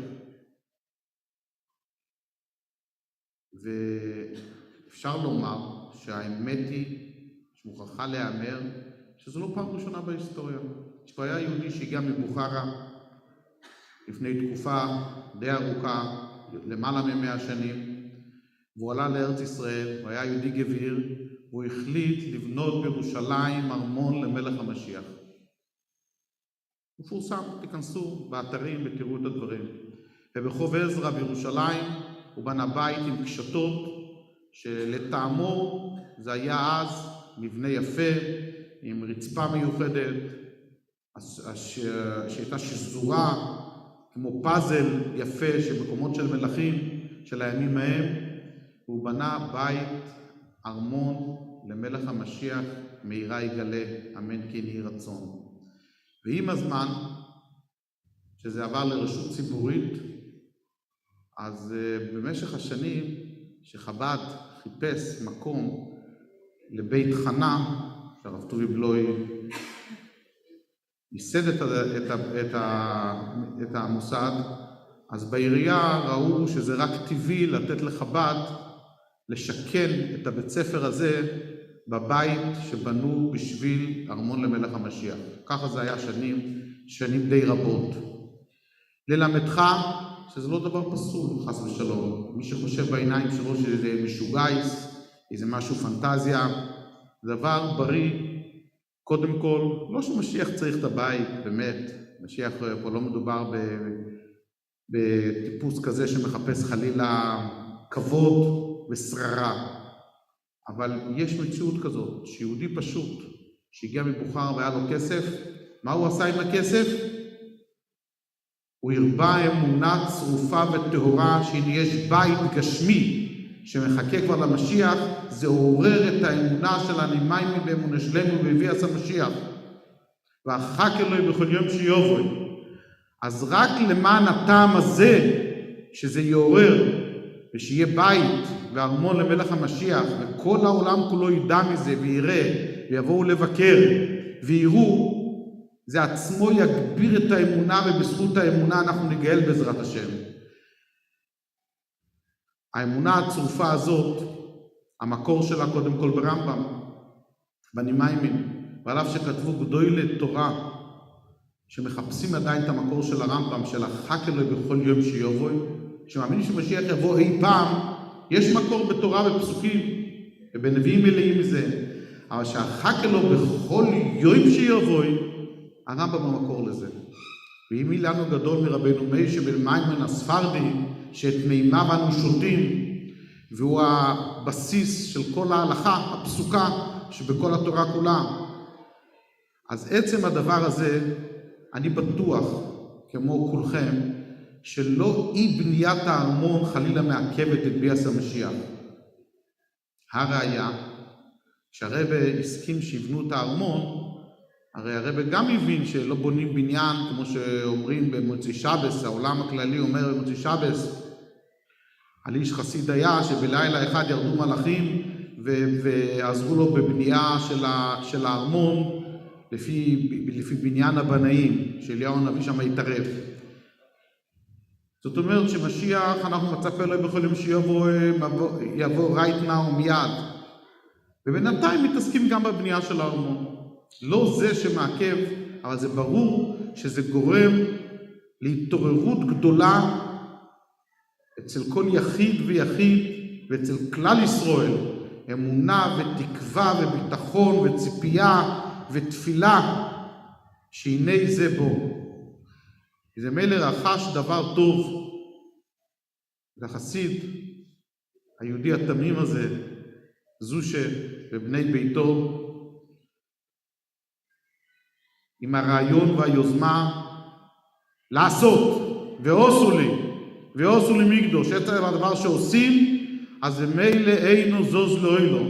אז ייתן הקדוש ברוך הוא, שהדברים שלא צריכים חיזוק, וכל יהודי מצפה, ובפרט במאורעות של הזמנים האחרונים, שעינינו רואות, אוזנינו שומעות, וכל העולם מתוודע, לצערנו הרב, לנבואה ולדברים שהרבי דיבר, אחרי שנסעו לקמפ דיוויד, לפני תחילת שנות ה-80 ואחרי תחילת שנות ה-80, ועשו טעויות כל כך יסודיות, והביאו כליה על שונאיהם של ישראל, אוי אלוהי סייע, ואחר כך הכליה הזאת הייתה בגוף ובנפש ובממון, וכולם חשבו ואמרו שהרבי אומר כי כך כתוב בשולחן ערוך, נוכרים של צרו שיוצאים עליהם בכלי זין ומחללים עליהם את השבת, שאפילו הם מבקשים רק קש ותבן, אבל אף אחד לא רצה להאמין שהדברים יקבלו משמעות כל כך פשוטה, כל כך מזעזעת, כל כך מפחידה. ואחריו הגיעו עוד אנשים שישבו על הכיסא של כמעט אזרח מספר אחד בארץ ישראל, והביאו אסון אחרי אסון, זה ברח מעזה, וזה ברח מלבנון, וזה שבר 25 יישובים, וכל אחד מהם לא היה צריך לחפש צבא של סויני ישראל שיחריבו, הם בעצמם הלכו והחריבו, אני לא אומר את זה בשביל לקטריק חס ושלום, אלא להראות שפתאום הנבואה של הרבי, שהוא יושב במקום שהוא יושב, בבייס רבינו שבבובל, והוא מנבא ורואה רחוק בכוח הקדושה והטהרה שלו והצדקות ובכוח התורה, הוא רואה כל כך קדימה, והוא רואה את הדם ישראל נשפך כמים, ואחר כך רואים איך שקיבל המפלצות האלה,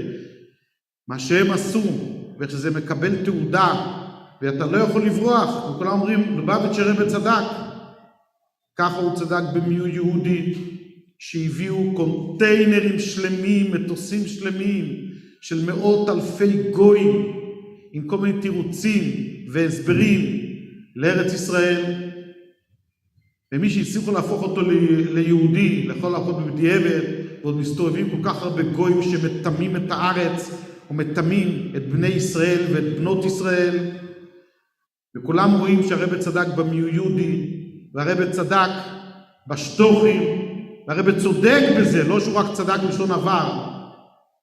אז כמו שאנחנו רואים את הנבואה הזאת, שכולם מודים שכך הם הדברים, כך הנבואה הקדושה של הרבי, שהנה זה משיח בא ותכף בא, ופותחים את העיניים ורואים את כל היהודים שלעוסיד לא רואי, ייתן הקדוש ברוך הוא שכן תהיה לנו, ויום כגורים, שאנחנו נמצאים הרי ביום אור ליום פורים קוטון, שעליו אומר הרמות, טוב לב משתתומית, שוודאי שיקוים בעם ישראל בגדול ונהפוכו, אשר ישלטו היהודים הם ובשונאיהם, ועם ישראל יהיה לו טוב, ושונאי ישראל יהיה להם הפלה ניצחת היום כי מחר מאוחר, וכל שונאי ישראל מבית יעשו תשובה מתוך שמחה ואני בכללם, ונזכה שיגיע הפורים הענק והגדול, אשר ישלטו היהודים הם ובשונאיהם כפשוטוי, וכמו שאומרים חז"ל,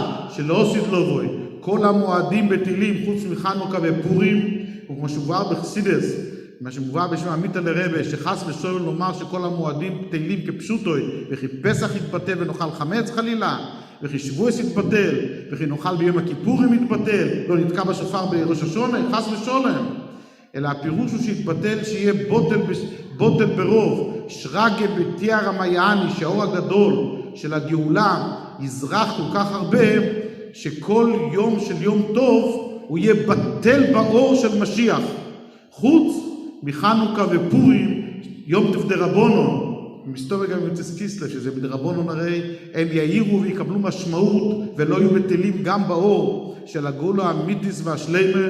אז ייתן הקדוש ברוך הוא שנזכה עכשיו בפורים קודם, שקטן זה גדול יהיה, ויהיה גדול כבוד הבית האחרון מן הראשון, לשם ולתהילה ולתפארת, שלא נצטרך לשבת ולהסביר, אלא וראו כל בוסר ירדו, כפי הוויה דיבר, וכל היהודים מכל קץ ותבל יבואו עם משיח צדקנו, שיגלה במהרה בימינו ממש לארץ ישראל, ירושלים עיר הקודש, וכמו שהרבי היה מצטט מגדולי ישראל, ולהר הקודש, ולבייס הקודש, ולקודש הקדוש, שכל יהודי יהיה בדרגה של כהן גודל, ויהיה תכף ומיד ממש, ומתוך שמחו וטוב לבוב, אומן כן יהי רוצן לחיים.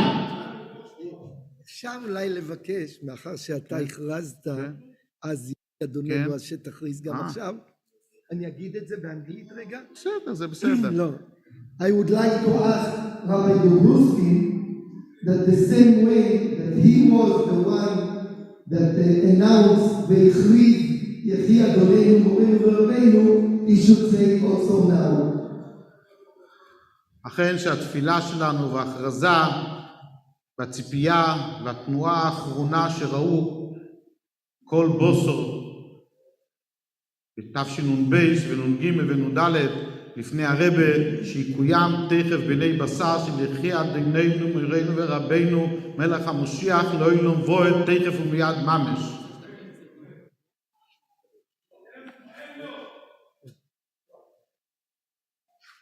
תודה רבה הרב דוברוסקין.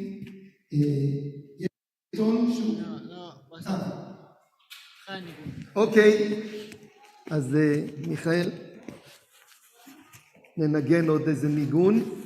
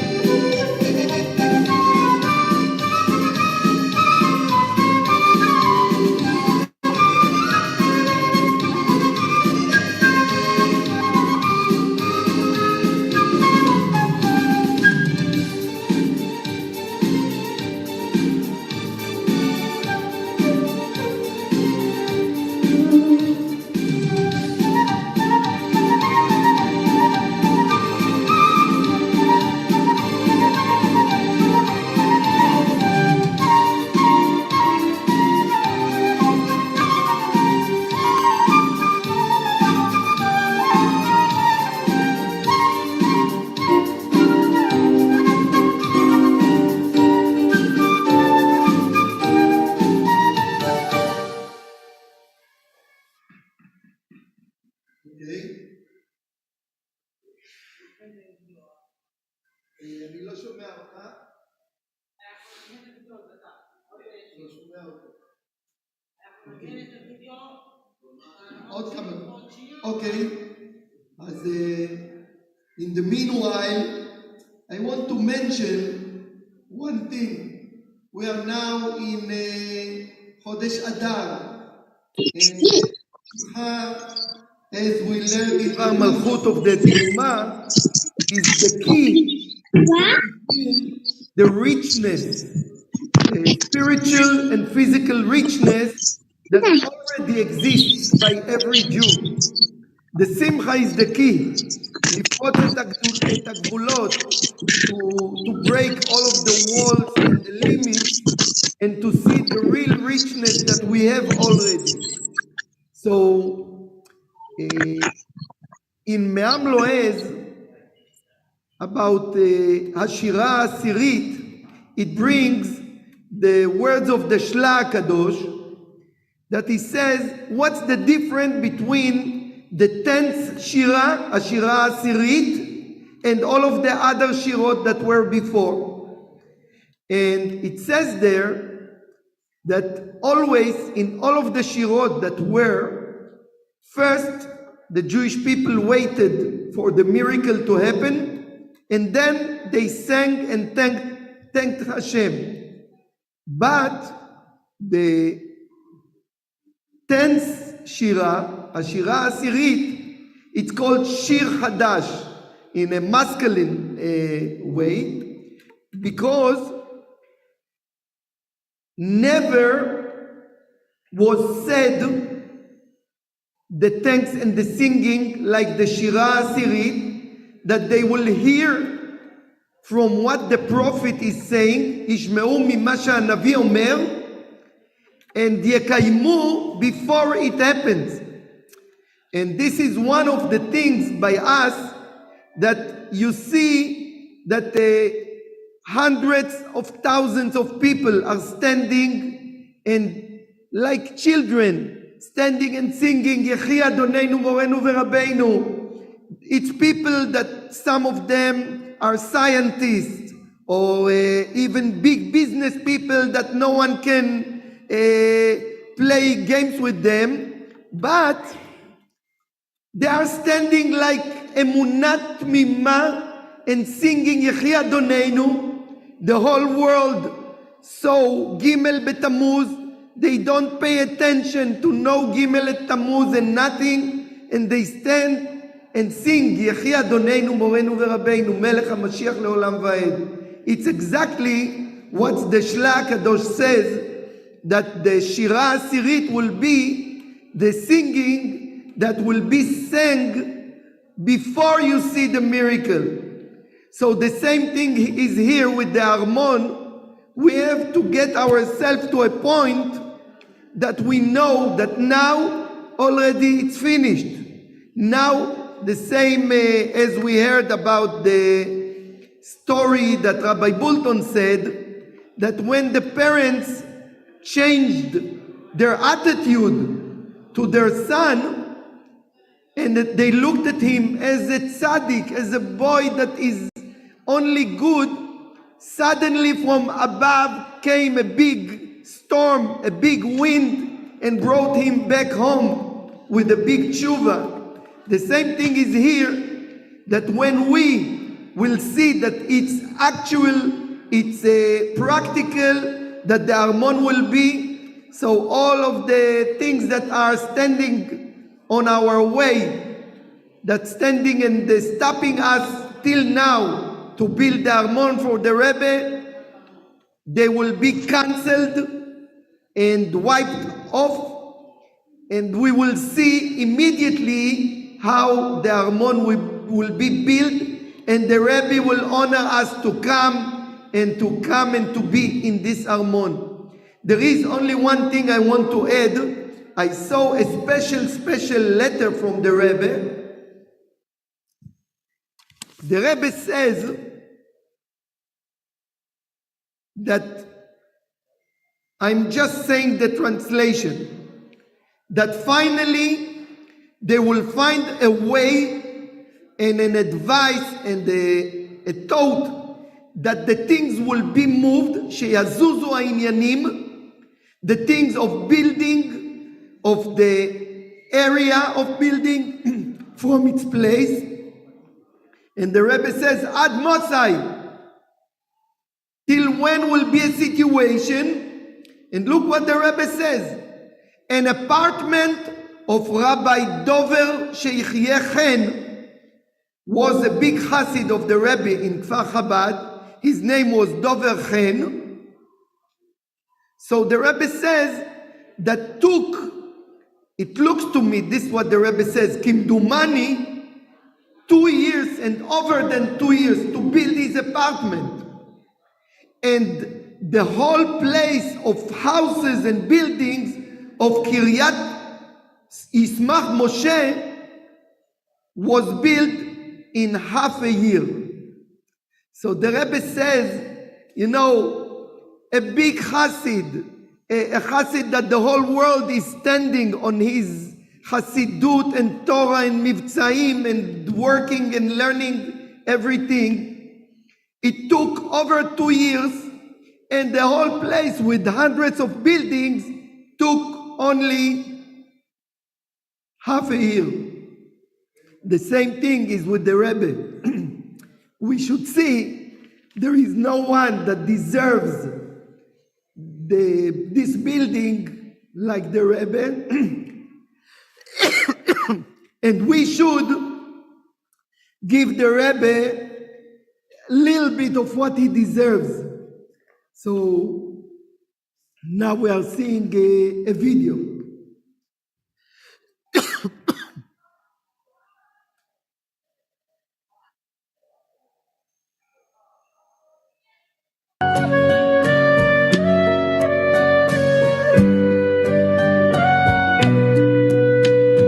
Towering beams of cedar wood stand bold, pillars of stone adorned with pure gold, a palace, a home of splendor unfolds, befitting the grandeur of Malchus Beis David. His palace complete, his malchus fulfilled. David HaMelech's dreams of the Mikdash.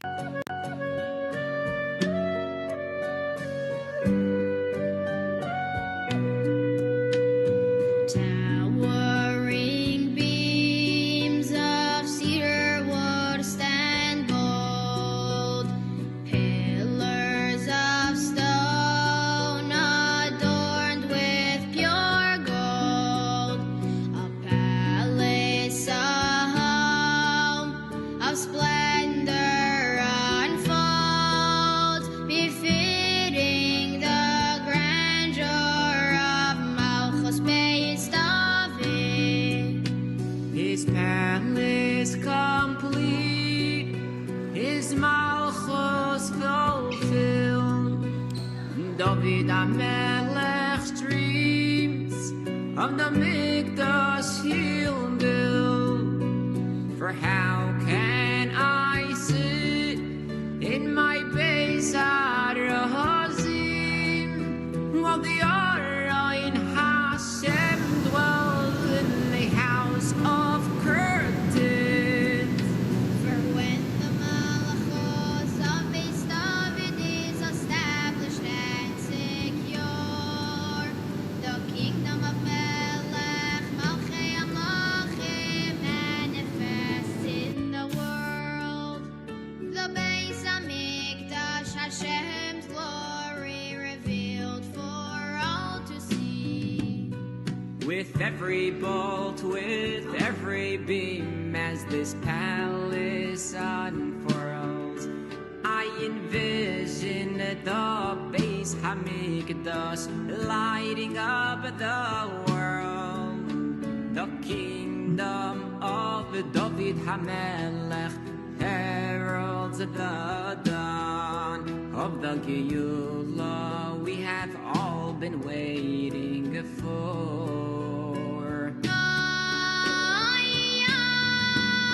With every wall, with every wing, as this palace unfurls, I envision Hashem's glory filling the world. V'hoya Hashem lemelech al kol haaretz, Bayoyim hahu yihye Hashem echad. Higi azman giulaschem, we've been told clearly, like Nachsha in Ben Aminadav entering the sea. Let's build the Armon now, make Geula reality. Our Mikdash in ruins for thousands of years. Our shattered hearts bleeding thousands of tears. We yearn and we pray for Mashiach ben David to usher in the Geula for each and every Yid.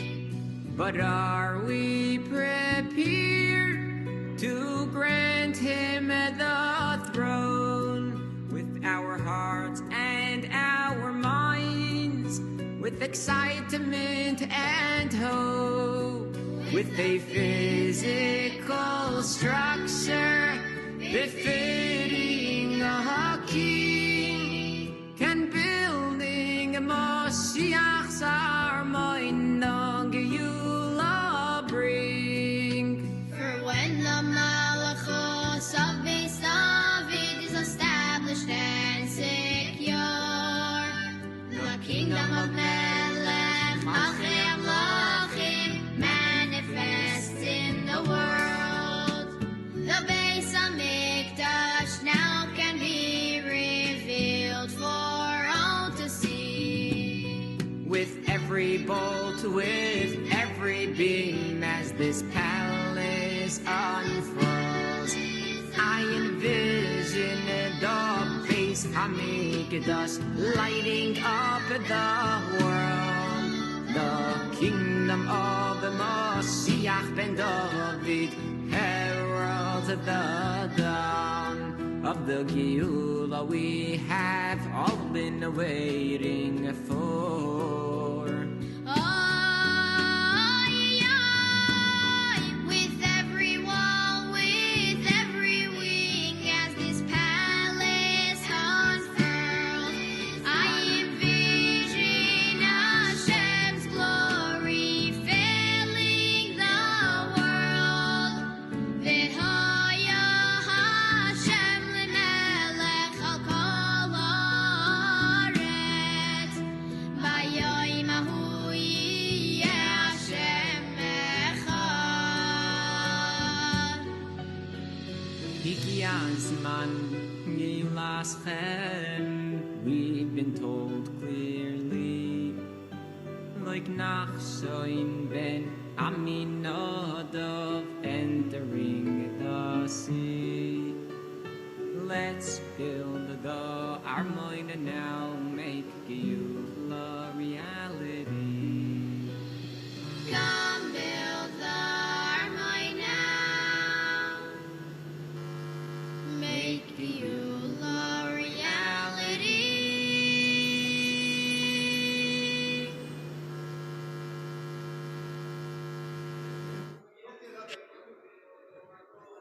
Okay, we are getting to the end of this special event.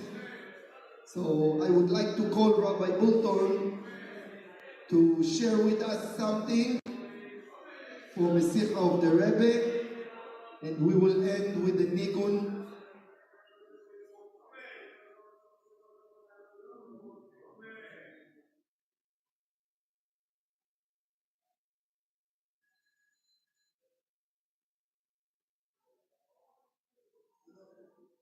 This is a letter which was written by the Rebbe. It seems that it's written in regard to building a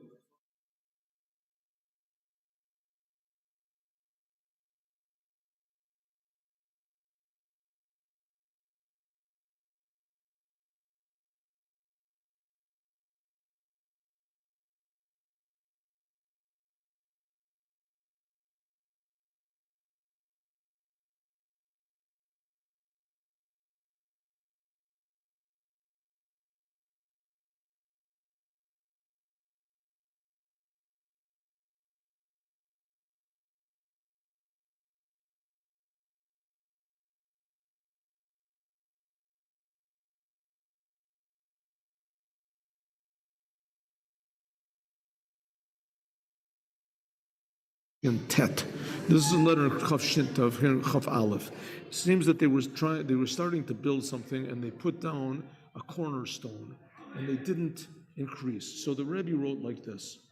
Kafi Omar, a Rebbe, Pamim Rabbis, like the previous Rebbe said many times. I'm sorry. Kasher orchim hanachat evan apina. If you put a cornerstone to a building, v'kavor shana, and they're past 1 year, v'lo omed abinyan al tilo, and you haven't completed the building. In other words, there's only the cornerstone just stays there for 1 year. So a cornerstone is not the goal. The goal is that the cornerstone should begin something. So if the beginning just stays there, so this is a double bullet line. So this is a thing which is very, very obvious. Therefore, you have to fix this up as fast as you possibly can. Like the Rebbe, the previous Rebbe said many times, if you have a picture and there's missing one line, and you put that line that's there, this makes the picture beautiful. It can fix the whole thing up. So how much more so if everything is there, just one line is missing, and that one line, all you have is one line, and the picture is not there, all you have is just the cornerstone. So for sure, the beauty of the thing is totally lacking. And this,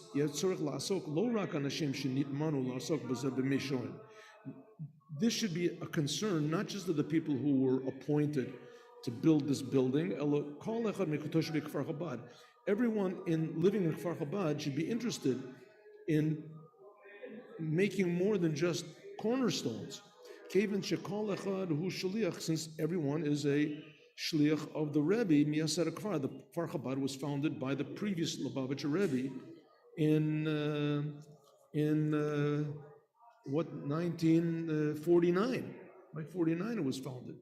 So he was the one that founded it, and therefore we have an obligation to the previous Rebbe to build it up to be the way he wanted.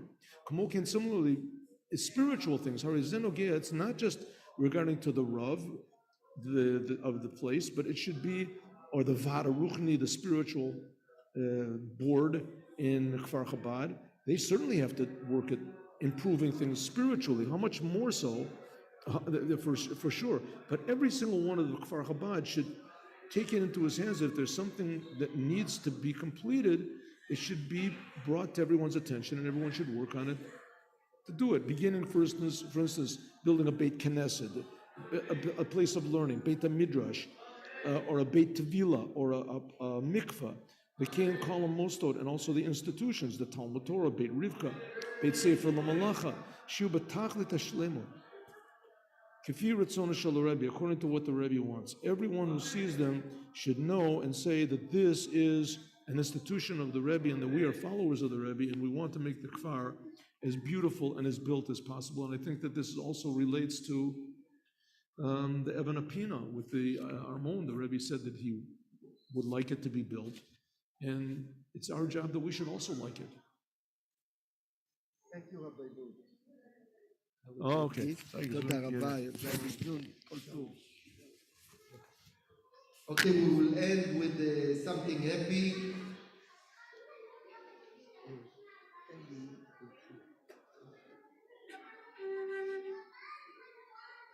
ניתן מקצת.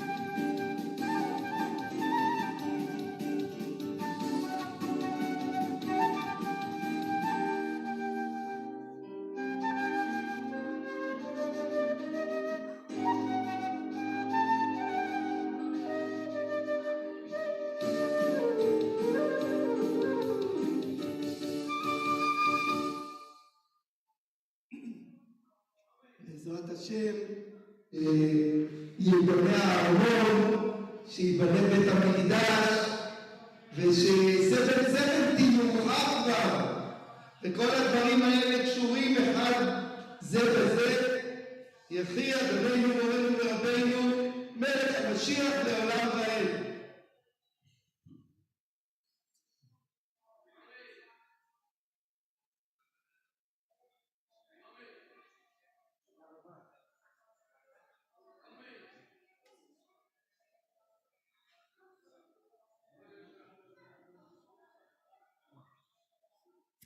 Thank you that we that we will